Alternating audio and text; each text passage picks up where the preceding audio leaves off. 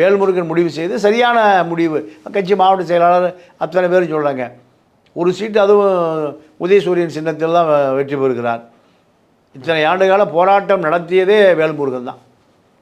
அதற்கான உழைப்பு இல்லை என்பது தான். அதே நிலைமை தான் விடுதலை சிறுத்தைகளும். இது எப்படி போகும், இந்த கூட்டணி எப்படி தொடருமா அல்லது முறியுமா என்பது ஒரு ஓரிரு நாட்களிலோ அல்லது வாரத்திலோ அது தெரியும். 38 நாள் தான் இருக்குது தேர்தலுக்கு, இன்னும் எலெக்ஷன் டேட் சொல்லிட்டாங்க. இந்த நேரத்தில் நீங்கள் இப்படி ஒரு தகவலை சொல்கிறீங்க. இது குறித்து திமுக கண்டிப்பாக ஆலோசனை பண்ணியிருப்பாங்கல்ல. ஒருவேளை அவங்க போனால் என்ன, இருந்தால் என்ன, அந்த A-B பிளான் இருக்கும்ல அவங்ககிட்டயும்?